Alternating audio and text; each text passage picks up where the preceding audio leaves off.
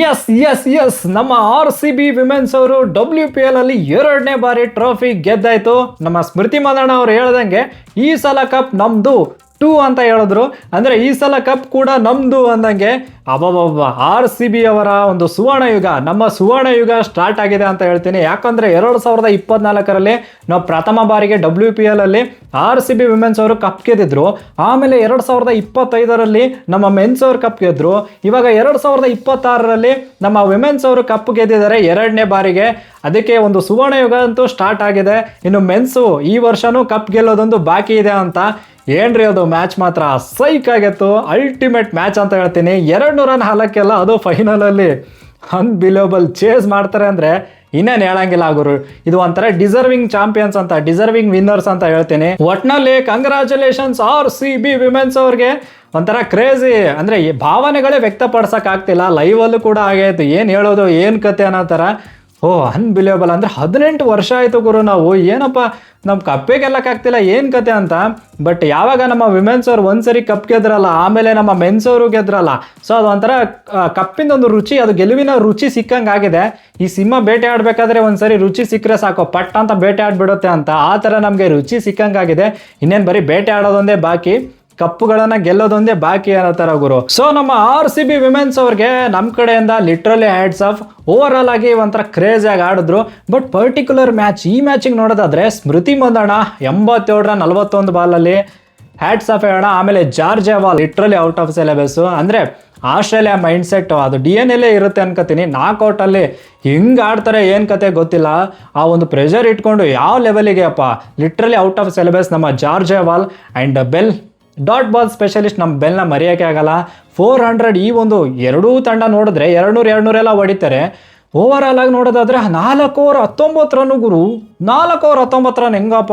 Dot balls 12 dot balls ಹಾಕ್ತಾರೆ ಈ ಒಂದು ಮ್ಯಾಚಲ್ಲಿ ಕೂಡ. ಓವರ್ ಆಲ್ ಆಗಿ 128 ಡಾಟ್ ಬಾಲ್ಸ್. ಏನ್ರಿ ಅದು. ಬೆಲ್ ಮೇಡಮ್ ನೀವಂತೂ ಗಂಟೆ ಹೊಡೆದಾಯ್ತು, ನಮ್ಮ ಮನ್ಸಿನ ಗಂಟೆ ಹೊಡೆದಾಯ್ತು ಅಂತ. ಡೈರೆಕ್ಟ್ ಆಗಿ ಈ ಫೈನಲ್ ಪಂದ್ಯದ ಬಗ್ಗೆ ಮಾತಾಡಬೇಕು ಅಂತಂದ್ರೆ ಫುಲ್ ಓವರ್ ಆಲ್ ಎಲ್ಲ ಹೇಳಲ್ಲ, ಬಟ್ ಮೇನ್ ಇವೆಂಟ್ಸ್ ಇದೆಯಲ್ಲ ಅದೊಂಚೂರು ಹೇಳ್ತೀನಿ. ಈ ಕಡೆ RCB ಟಾಸ್ ಗೆಲ್ತಾರೆ, ಗೆದ್ಬಿಟ್ಟು ಬೌಲಿಂಗ್ ತಗೋತಾರೆ. ಅಂದ್ರೆ ಒಂಥರ ಕ್ರೇಜಿ ಟಾಸ್ ಗೆದ್ದಂಗೆ ಅಂತ ಅನ್ನಿಸ್ತು. ಇನ್ನು DC ವಿಮೆನ್ಸ್ ಅವರು 3 ಓವರ್ಗೆ 9 ರನ್ ಇರ್ತಾರೆ ಗುರು. ಏನಪ್ಪ ನಮ್ಮವ್ರು ಸಖತ್ತಾಗಿ ಬೌಲಿಂಗ್ ಮಾಡ್ತಿದ್ದಾರೆ ಅಂತ ಅನ್ಕೊಂಡೆ. ಬಟ್ 4th ಓವರಲ್ಲಿ ಸಯಾಲಿ ಮೇಡಮ್ ಬಂದ್ಬಿಟ್ಟು ಒಂದು 20 ರನ್ ಕೊಡ್ತಾರೆ. ಮೊಮೆಂಟಮೇ ಶಿಫ್ಟ್ ಆಯಿತು. ಗ್ಯಾಪಲ್ಲಿ ಅರುಂಧತಿ ರೆಡ್ಡಿ ಬಂದ್ಬಿಟ್ಟು ಶಫಲಿನ ಔಟ್ ಮಾಡಿಬಿಡ್ತಾರೆ. ಗ್ಯಾಪಲ್ಲಿ ಅದಂದರೆ ಬೌನ್ಸರ್ ಎಲ್ಲ ಹಾಕ್ಬಿಟ್ಟು ಅಲ್ಲಿ ಸ್ವಲ್ಪ ವಾಪಸ್ ಬರ್ತಿದೀವ ಅಂತ ಅನ್ಕೊಂಡೆ. ಆದರೆ ಲಿಜಿಲಿಲಿ 4 ರನ್ನು 14 ಬಾಲಲ್ಲಿ ಇರೋರು ಇವರು ಸೀದಾ 30 ಬಾಲ್ಗೆ 37 ಹೊಡೆದಿರ್ತಾರೆ ಗುರು. ಔಟ್ ಆಗೋ ಟೈಮಲ್ಲಿ ಅದು ಡಿಕ್ಲರ್ಕ್ ಮೇಡಮ್ ಬಂದ್ಬಿಟ್ಟು ಔಟ್ ಮಾಡಿಬಿಡ್ತಾರೆ ಲಿಜಿಲಿಲಿನ. ಅಪ್ಪ ಅನ್ಬಿಲಿಯಬಲ್ ಬ್ಯಾಟಿಂಗ್ ಮಾಡ್ತಾ ಇದ್ರು ಇವರಂತೂ. ಆಮೇಲೆ ಈ ಕಡೆ ಲಾರಾ ಉಲ್ಫರ್ಟ್ ಮತ್ತು ಜಮೀಮಾ ಏನ್ರಿ ಕ್ಯಾಪ್ಟನ್ಸಿನ ಹಾಕೊಂತ ಹೇಳ್ಬೋದು. ಅದು DC ಪರವಾಗಿ ಹೇಳ್ತಾ ಇದ್ದೀನಿ. ಅವ್ರು ಸಖತ್ತಾಗಿ ಹೊಡೆದಲ್ಲೆಲ್ಲ ಬರೀ ಗ್ಯಾಪೇ ಕಾಣಿಸ್ತಾ ಇತ್ತು ಗುರು. ಲಾರಾ ಮೇಡಮು ಮತ್ತು ಈ ಕಡೆ ಜಮೀಮಾ ಇಬ್ರು ಸಖತ್ ಕ್ರೇಜಿ ಬ್ಯಾಟಿಂಗ್ ಮಾಡ್ತಾ ಇದ್ರು. ಈ ಕಡೆ ಜಮೀಮಾ ಅವರು 50 ಎಲ್ಲ ಹೊಡಿತಾರೆ. ಸೂಪರ್ ಬ್ಯಾಟಿಂಗ್ ನಡೀತಾ ಇರುತ್ತೆ. ಗ್ಯಾಪ್ ಅಲ್ಲಿ ಜಮೀಮಾ ಅವರು ಔಟ್ ಆಗಿಬಿಡ್ತಾರೆ. ಅಲ್ಲಿಂದ ಸ್ವಲ್ಪ ಮೊಮೆಂಟಮ್ ನಮ್ಮ ಕಡೆ ಶಿಫ್ಟ್ ಆದಂಗೆ ಆಯ್ತು. ಅಂದ್ರೆ 17.5ಗೆ 158 ಇರ್ತಾರಲ್ವಾ, ಸೀದಾ ಲಾಸ್ಟ್ 13 ಬಾಲ್ಸ್ ಅಲ್ಲಿ 45 ರನ್ ಕೊಡ್ತಾರೆ ಗುರು. ಅಂದ್ರೆ 200ಗೂ ಯಾಕೋ ಸ್ವಲ್ಪ ಆ ಕಡೆ ಈ ಕಡೆನೇ ಇದೆ ಅಂತ ಅನಿಸ್ತಾ ಇತ್ತು. ನೋಡಿದ್ರೆ 19th ಓವರಲ್ಲಿ 24 ರನ್ ಹೊಡಿತಾರೆ, ಅದು ಡಿಕ್ಲರ್ಕ್ ಮೇಡಮ್ಗೆ. ಆಮೇಲೆ ಲಾಸ್ಟ್ ಓವರು 15 ರನ್ ಎಲ್ಲ ಬರುತ್ತೆ ಗುರು. ಟೋಟಲ್ ಆಗ್ಬಿಟ್ಟು 203 ರನ್ ಹೊಡಿತಾರೆ. ಯಪ್ಪ ಕ್ರೇಜ್ ಎಂಟ್ರಿ ಅಂತೂ. 233 ಸ್ಟ್ರೈಕ್ ರೇಟಲ್ಲಿ ಮಗನ್ 35 ರನ್ ಎಲ್ಲ ಹೊಡಿತಾರೆ ಗುರು. ಏನು ಹೇಳೋದಪ್ಪ. ಆಮೇಲೆ 203 ರನ್. ಇನ್ನೇನು ಫೈನಲಲ್ಲೆಲ್ಲ 203 ರನ್ ಹೊಡೆದ್ರೆ ಆಲ್ಮೋಸ್ಟ್ ಗಾನ್ ಕೇಸೆ ಅನ್ನೋ ಥರ ಗುರು. ನಾನಂತೂ ಲಿಟ್ರಲಿ ಡೈರೆಕ್ಟಾಗಿ ಹೇಳ್ತೀನಿ, RCB ಫ್ಯಾನ್ ಆಗಿಬಿಟ್ಟು ಹೇಳ್ತಿದ್ದೀನಿ.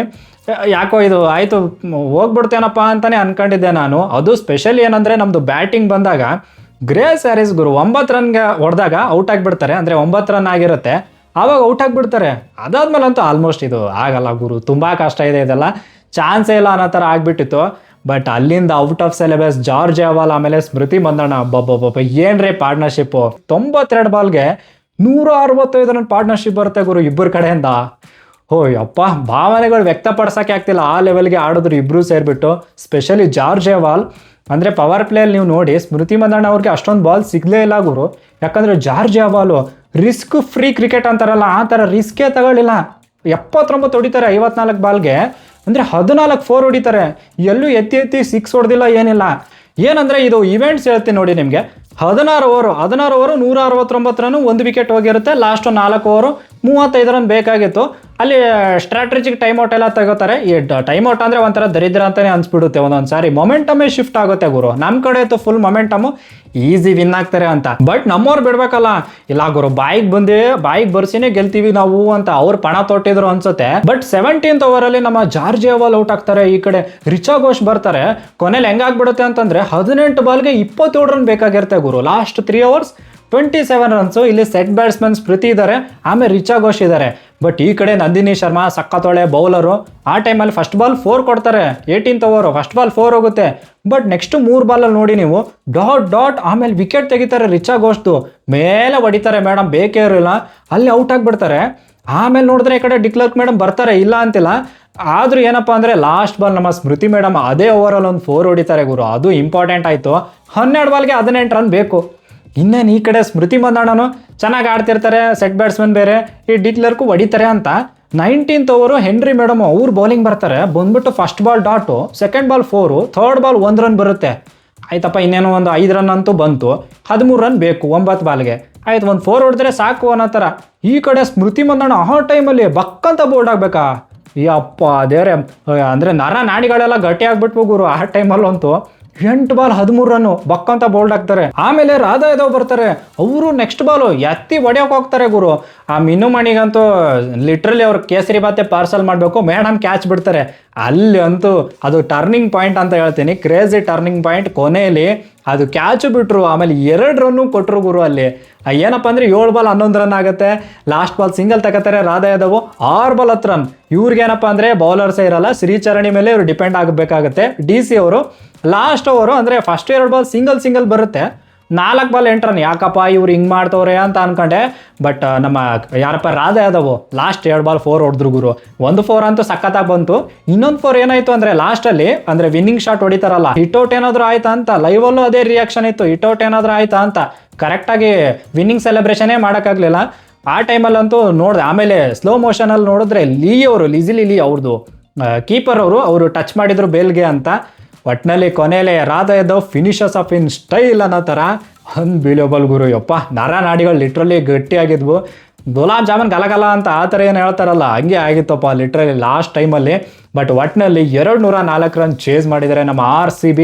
ಹ್ಯಾಟ್ಸ್ ಆಫ್ ಹೇಳಲೇಬೇಕು ಗುರು. ಇನ್ನು ವಿಡಿಯೋ ಲೆಂತಿ ಅನ್ಸ್ಬೋದು, ಬಟ್ ಸ್ಟ್ಯಾಟ್ಸು ಇಲ್ಲೇ ಹೇಳ್ಬಿಡ್ತೀನಿ ಗ್ಯಾಪಲ್ಲಿ ಅಂತ. ಏನಂದರೆ ಈ ಕಡೆ DC ವಿಮೆನ್ಸ್ ಅವರು 4ನೇ ಬಾರಿ ಫೈನಲ್ ಬಂದ್ಬಿಟ್ಟು ಸೋತಿದ್ದಾರೆ. ಇನ್ನು Smriti Mandhana player of the match ಕೂಡ ಅವರೇ ಆಗ್ತಾರೆ. ಆರೆಂಜ್ ಕ್ಯಾಪ್ ಹೋಲ್ಡರು 377 ರನ್ಸ್ ಹೊಡಿತಾರೆ. RCB ವಿಮೆನ್ಸ್ ಪರವಾಗಿ ಅವ್ರದ್ದೇ ಹೈಯೆಸ್ಟ್ ರನ್ಸ್. ಈಗ ಎಲಿಸ್ ಪೆರಿ 975 ಇತ್ತು, ಅದನ್ನ ದಾಟಿದ್ದಾರೆ ನಮ್ಮ ಸ್ಮೃತಿ ಮಂದಣ್ಣ ಅಂತ. ಇನ್ನು ಏನಂದ್ರೆ 204 ಇದೇನು ಚೇಸ್ ಆಗಿದೆ ಅಲ್ಲ, ಇಡೀ ವರ್ಲ್ಡಲ್ಲೇ ವಿಮೆನ್ಸ್ದು ಅಂದರೆ ಬಿಗ್ ಬ್ಯಾಶ್ದು ಅದೆಲ್ಲ ಇಟ್ಕೊಂಡ್ರೆ, ಇಂಟರ್ನ್ಯಾಷನಲ್ ಎಲ್ಲ ಇಟ್ಕೊಂಡ್ರು 204 ಹೈಯೆಸ್ಟ್ ಚೇಸ್ ಎವರ್ ಗುರು. 204 ಇಲ್ಲಿವರೆಗೂ ಆಗೇ ಇರಲಿಲ್ಲ. 175 ಪ್ಲಸ್ಸೇ ಆಗಿರಲಿಲ್ಲ. ಇನ್ನು 204 ಚೇಸ್ ಮಾಡ್ತೀವಿ ನಾವು. ನಿಮ್ಗೆಲ್ಲ ಗೊತ್ತಿರಂಗೆ ನಾವು ಟೇಬಲ್ ಟಾಪರ್ಸ್ ಆಗಿದ್ವಿ. ಯೂಶ್ವಲಿ ಏನಂದ್ರೆ ಲಾಸ್ಟ್ 3 ಇಯರ್ಸಲ್ಲಿ ಟೇಬಲ್ ಟಾಪರ್ಸ್ ಯಾರ್ಯಾರು ಇದ್ರಲ್ಲ ಅವರು ಕಪೇ ಗೆದ್ದಿರಲಿಲ್ಲ ಗುರು. ಎಲಿಮಿನೇಟರ್ ಯಾರು ಆಡಿದ್ರು ಅವ್ರು ಕಪ್ ಗೆದ್ದಿದ್ರು. ಬಟ್ ಈ ಸರಿ RCB ಅವರು ಅದನ್ನ ಉಲ್ಟಾ ಮಾಡಿದ್ದಾರೆ. ನಾವು ಟೇಬಲ್ ಟಾಪರ್ಸು ಆಗಿದ್ವಿ, ಕಪ್ಪು ಗೆದ್ಬಿಟ್ವಿ ಅನ್ನೋ ಥರ. ಇನ್ನು ಪರ್ಪಲ್ ಕ್ಯಾಪು ಈ ಕಡೆ ಸೋಫಿ ಡಿವನ್ ಅವ್ರು ತಗೊಂಡ್ರು. ಆಮೇಲೆ ಎಮರ್ಜಿಂಗ್ ಪ್ಲೇಯರ್ ನಂದಿನಿ ಶರ್ಮಾ ಸಖತ್ ಬೌಲಿಂಗ್ ಮಾಡಿದ್ರು. ಒಟ್ನಲ್ಲಿ ನಮ್ಮ RCB ವಿಮೆನ್ಸ್ ಅವರು 2ನೇ ಬಾರಿ ಟ್ರೋಫಿ ಎತ್ತಿದ್ದಾರೆ. ಇನ್ನು ನಮ್ಮ ಮೆನ್ಸ್ ಅವ್ರದ್ದೊಂದು ಬಾಕಿ ಇದೆ 2ನೇ ಬಾರಿ ಅಂತ, ನೋಡೋಣ ಏನ್ ಮಾಡ್ತಾರೆ ಅಂತ. ಆಮೇಲೆ ನಮ್ಮ RCB ಮ್ಯಾನೇಜ್ಮೆಂಟ್ ಅವರಿಗೆ ಲಿಟ್ರಲಿ ಹ್ಯಾಟ್ಸ್ ಆಫ್ ಹೇಳ್ತೀನಿ. 3 ವರ್ಷ ಕಂಟಿನ್ಯೂಸ್ ಆಗಿ 3 ಕಪ್ಪು ತಗೊಂಡು ಬಂದಿದ್ದಾರೆ. ಅಂದ್ರೆ ಟೀಮು ಮಾತ್ರ ಸೈಕಾಗಿ ಬಿಲ್ಡ್ ಮಾಡಿದ್ರು. ಮೆನ್ಸ್ದಾಯ್ತು ವಿಮೆನ್ಸ್ದಾಯ್ತು. ಆಕ್ಷನ್ ಅಲ್ಲಂತೂ ಕುಕ್ಡ್ ವೆಲ್ ಅಂತ ಹೇಳ್ತಾರಲ್ಲ, ಆ ತರ ಕುಕ್ ಮಾಡ್ತಾ ಇದ್ದಾರೆ. ಇನ್ನು ಈ ಪಂದ್ಯದ ಬಗ್ಗೆ ಆಗಲಿ, ಆಮೇಲೆ ನಮ್ಮ RCB ವಿಮೆನ್ಸ್ ಅವರು ಸೆಕೆಂಡ್ ಟ್ರೋಫಿ ಗೆದ್ರಲ್ಲ, ಅದ್ರ ಬಗ್ಗೆ ನಿಮ್ಮ ಅನಿಸಿಕೆ ಏನಾದರೂ ಇದ್ರೆ ಪ್ಲೀಸ್ ಕಮೆಂಟ್ ಬಾಕ್ಸ್ ಅಲ್ಲಿ ತಿಳಿಸಿ. ಅಂಡ್ ಈ ವಿಡಿಯೋ ನಿಮ್ಗೆ ಇಷ್ಟ ಆದ್ರೆ ಲೈಕು, ಶೇರು, ಸಬ್ಸ್ಕ್ರೈಬ್ ಮಾಡೋದು ಮಾತ್ರ ಮರಿಬೇಡಿ. ಹೈಪ್ ಕೂಡ ಮಾಡಿ ಅಂತ ಹೇಳ್ತಾ that's it for the day. Bye. ಜೈ ಕರ್ನಾಟಕ. ಮತ್ತೆ ಭೇಟಿಯಾಗೋಣ. ನಮಸ್ಕಾರ.